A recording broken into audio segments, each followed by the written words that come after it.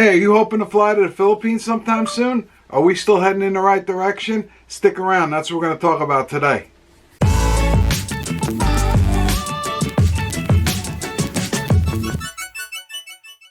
Alright, YouTube friends, welcome back to another edition of USA to Philippines Life channel with your host, me, Mike.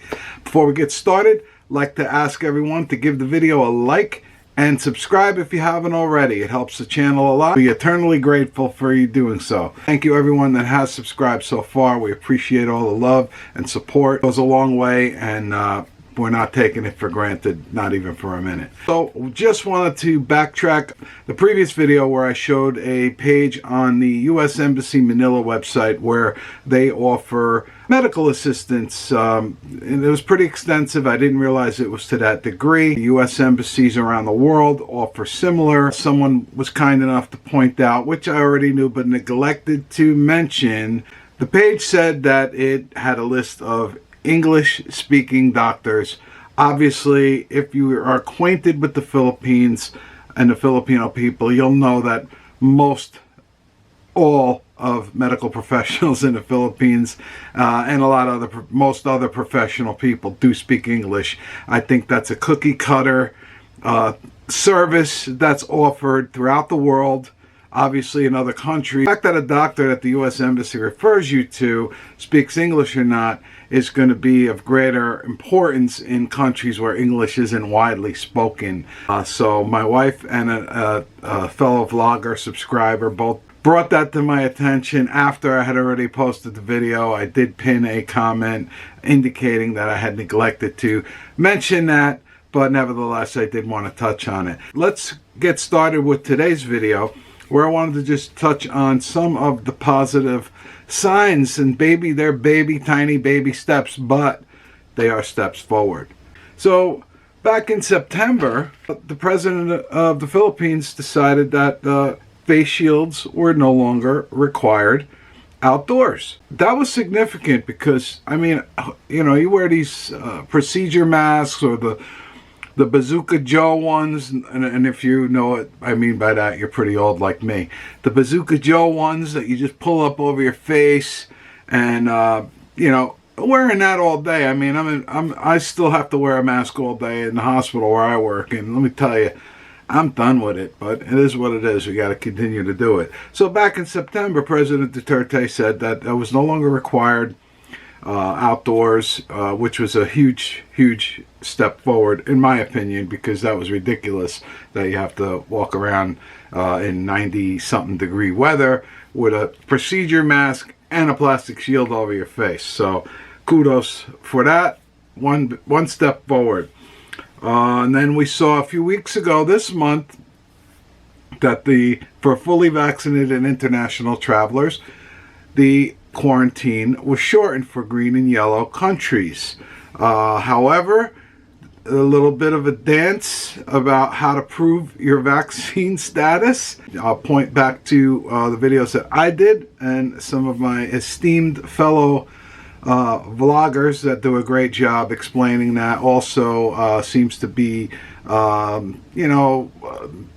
seems to be like a case-by-case basis, but you need to investigate. If you're traveling now, I would again reiterate my advice to you is to check out with the airline that you're traveling with and read up on what the current requirements to prove your vaccine status upon arrival is, and make sure that's all established and done before you fly, and take everything and then some, all your paperwork, documentation, bring it all with you. It's better to have it with you than not. Today, the Philippines Inquirer is reporting that the Department of Transportation in the Philippines no longer requiring the jeepneys to have the plastic compartments, the plastic sheeting separating the passengers. Again, a small thing. If you're in the Philippines, you're probably going to see a lot of jeepney drivers still having this plastic up. It's probably going to take a little while for that to catch on, and perhaps I'll get some comments and say no, it's not true, but that's what I'm reading. There's 2 articles, so they're new articles. I'm trying to find something from the government website, but it seems legit. Department of Transportation, which also indicated that there was no science to that mandate. So they're acknowledging that might have been jumping the gun by adding this plastic dividers in the Jeepneys. Nevertheless, it's now not required. So I would imagine as we proceed in the coming days and weeks and months that you will see that disappear. And I would even venture to say that you'll probably see the little driver compartments in the taxi start to disappear within the next 12 months as well. All of what I've just talked about, all baby steps, and there's probably some others that I missed, some baby steps. If you know of any, if you're in the Philippines and you've seen any other positive steps forward, or though how small, any step forward is a positive one. So if you have some experience, if you're in the Philippines now, please put it in the comments, because we'd love to hear good news. So now that we talked about the good news, let's talk about some potential bad news waiting in the wings. New Delta coronavirus subvariant AY.4.2. Apparently it is a subvariant to the Delta variant, and it seems to be mostly in the UK right now, although I did read that there are some cases of it here in the US, in New York, in California.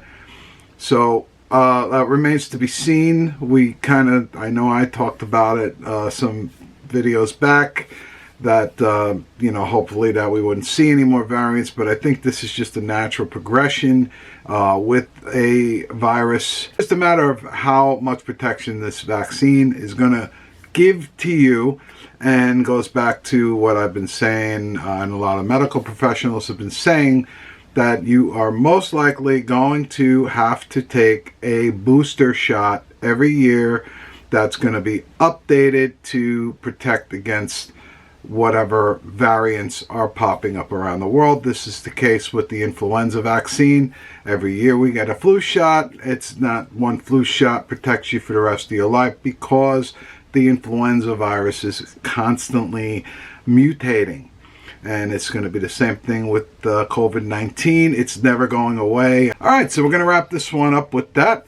Hopefully the next time I join you, we'll have even more good news to talk about. Let's all keep our ears to the ground and keep the prayers going that things continue to trend in the direction that they are. Please give the video a like. Please share the video, the channel, with others that you think might find it useful. If you've not subscribed, we hope you'll consider doing so. And if you have subscribed already, we thank you. So with that, as we always like to say, wherever you are in the world, stay well, stay safe, stay blessed, and we're going to see you real soon with another video. So take care, and thank you very much for watching.